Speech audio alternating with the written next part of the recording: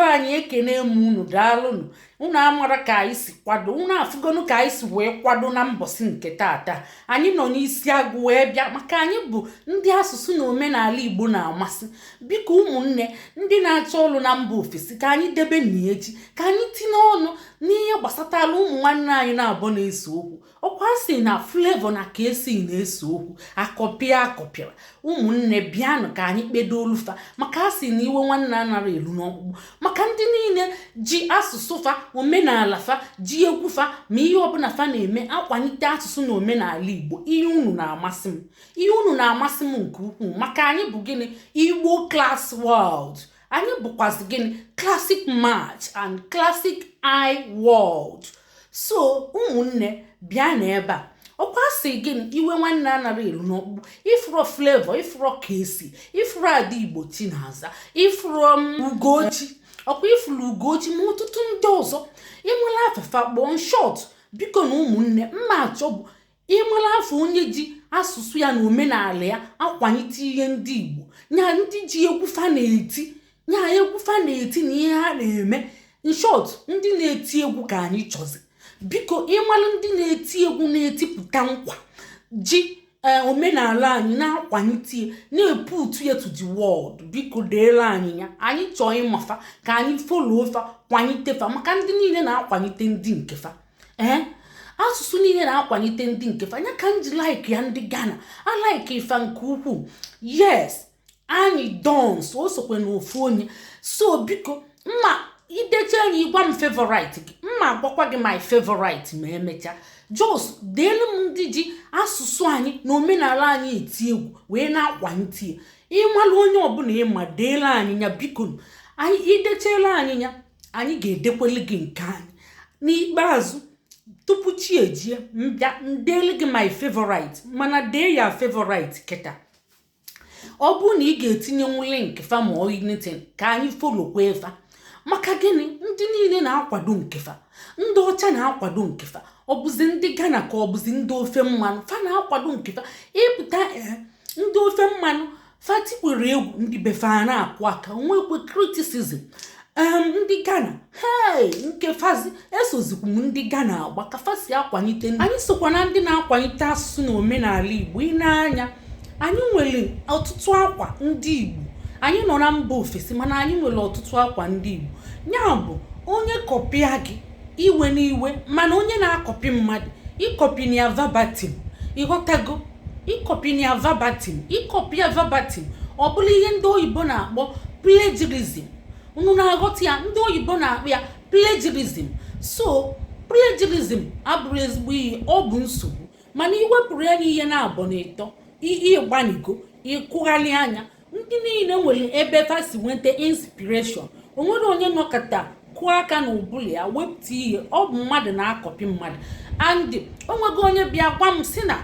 na ọ na-akọpịkwa m ịma na anyị bụkwa songwriters o nwere ụmụ egwu anyị dekwele wuru ewu and ọ na-abụ mbịa ime ihe onyonyo m nwere ọnụ na-etikwa egwu ntichi egwu ahụ nwere ọnụ na-eti egwu onwe onye bịa sị m na egwu ahụ m ji ọnụ na-eti o jezi tighelie nye na studio titekweni ọfụma na o nyeli ego m thank you nsi ya oke amakwa m na a na-asị mmadụ weta ego and amaazị m onye ahụ ọ bụrụ na ịma na ịbịa mgbe gara aga omega arọ na abọmịtọ isi m na iwere egwu m tighelie nye na m thank you biko ị ga-abịa ka ị wetazikwa elu m ego gwatalụ m ọjị nutelu m mmanya maka iwere egwu m tie ịbịasị m na iwere tie isi m thank you nkwekwe gị mgbe ahụ mana kịta ị ga-enutezi m mmanya maka egwu onye kọpịa mmadụ onutelie mmanya ọ bụ ka unu si gaa na-eme ịkọpịa mmadụ inutelie mmanya nya bụ ekpedokwe aṅụọ mmanya so ihe a na-ekwu kịta bụ Flavour na ka esi unu kpedo weta mmanya ṅụọ were egwu tie together unu tie egwu together n'ọka o si ga egosi na unu dị united ka unu setela okwu ya wetela unu ihe ọma ya bụrụ ihe ọma ka okwu unu si ga-ewetela unu ọ bụ ka ụmụ nwanne si eme esechecha okwu ona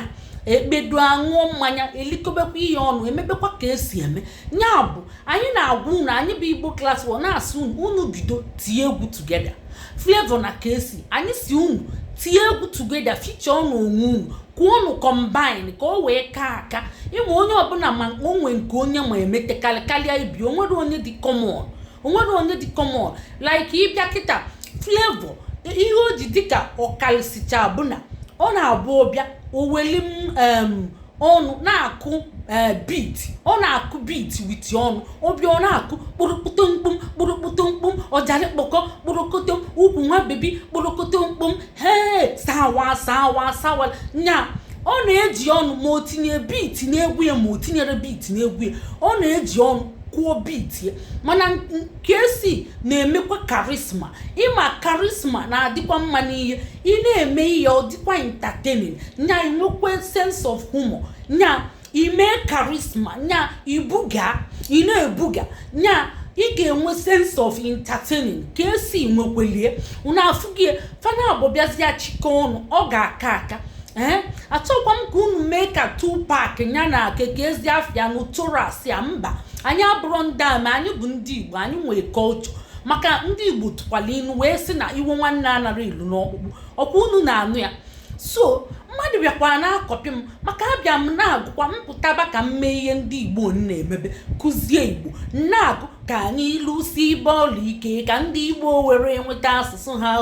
ka anyị lụsi bọọlụ ike ka ndị Igbo were nweta ọdịnala ha anyị nwe mmeri o nya na-agụ ya nnọọ ngụchatakwa anya ngụkwa Igbo klaasị lụsi bọọlụ ike ndị Igbo were nweta asụsụ ha mmetikwa ngwọ Igbo anyị ya bịa o Igbo anyị ya bịa o Igbo anyị ya bịa o ndewo mmadụ bịa kọpicha anya wee sị m na o tinye n'egwu m thank you ifugie ọ bụ ihe nji ọnụ m na-agụ andị ihe ọbụla ị na-agụ o nwere ebe isi kọpịta obele wee kụzi anya nkwụ na ngwọ ịkụ nya nkwụ na ngwọ ọghọzie nke gị maka ndị writers na-akọpịkwa ibefa ma ndị na-eme stori onwe stori ịma na ibe na peji anyị akpọrọ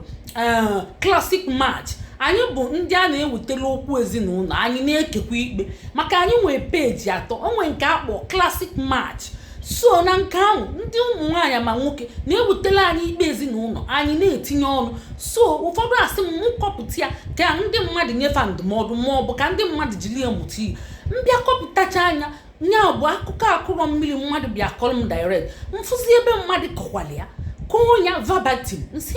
ntụọ onwe m mbọ nsị ka egwu ụdị nke bụ nke ama mmụọ m jekwa gbaba ndị ahụ ụgwọ fabịakwa wetara m ego unu afụgie eziokwu ka m na-agwakwa unu di na nwunye nụrụ ọgụ mee ofu ihe nwa exactly ihe ya kọrọ m wee bịa kọpụta ya wee nyechie efe okwu ndụmọdụ makwa ndị mmali ikpe macha afọ ikpe mfụzia mmadụ na-abụ n'ịtọ ọ bụrụ ofu onye na-eme ya fabịa kọkwa akụkọ ahụ nkwụ direct nsị ọ bụzi onye ahụ ji ekọlfa nsị mba ọ bụrụ onye ahụ ji ekọlfa maka akọchago m nke m o mee ihe dịka 1 month ma 3 weeks fa wee kọkwa anya mba ọma nwa m coincident like that so ịmara na ịkọga akụkọ nkọ maka di na nwunye iwetekwere mmiri mana rapụcha igwe nwanne anara elu n'ọkpụkpụ onwere ihe mmemme unu nutegodo ihe m nkwụ maọbụ ngwọ maọbụ mmanya ihe ọbụla unu wetara mma ewe mmadụ esesi unu okwu nya bụ kọbana ya mana ka m gwakwa unu nke bụ eziokwu wepụ na ya aka na ọkpa ịghọtago ma ndị a na-emeche skit ma ndị na-eme fim fa na-akọpicha ibe fa nara akọchichi ya nya kwụọ aka n'isi ọ bụ mana nke m nwa bụ ihe na-eme na around m ka m ji na-akọpụta ya ihe na-eme na around m ka m ji na-akọpụta ya so ụmụnne ihe unu ga-eme bụ kpọọnụ ndị niile ji egwu fa akwadite asụsụ na omenala anyị kpọọnụ fa ebe a dee ya favorite dekwazie afafa ịghọtago dee ndị niile na-eti egwu wele egwu fa na-akwalite asụsụ na omenala anyị ma gwa anyị ya favorite ọ ga-amasịkwa anyị mụ onwe m edebegodi my favorite mana m ma apụta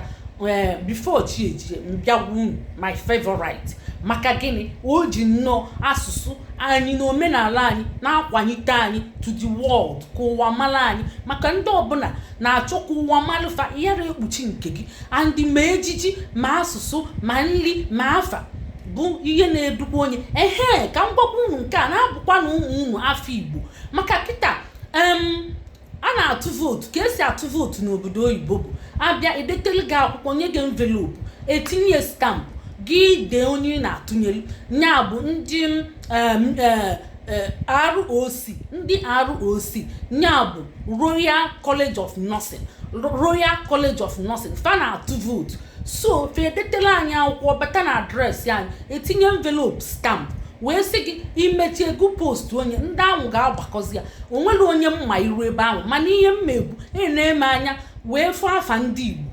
mark yafa, mark chalfa, fa na-azọ ma president ma ihe niile. Afa ndị Igbo ka nnele anya wee chọpụta mmadụ na-abụ onwe onye nke na-aza Ada, nwekwa onye nke na-aza Obiọma. So mark yafa, onye nke ọzọ na-azọ president, onye nke ọzọ na-azakwa, mgbe mark yafa. Ifụrụ na afa dị mkpa. Kedu ka m si ga-arapụ ndị be anyị jefe otu ndị ọzọ afụrụ anya, anara afụ anya? Ọ bụ online in-laws and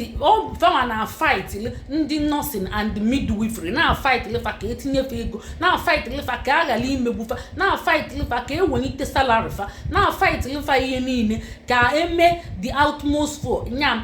environment fa ka ọ dị mma. Ọ bụ ndị ahụ na fight ịchọkwa itinye akwụkwọ votu olu gị, nya bụ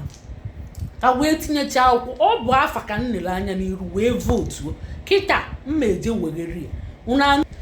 ngwa nyere anyị akala ịfụnanya ma kesakwanụ ka ọ dị na mgbe ọzọ.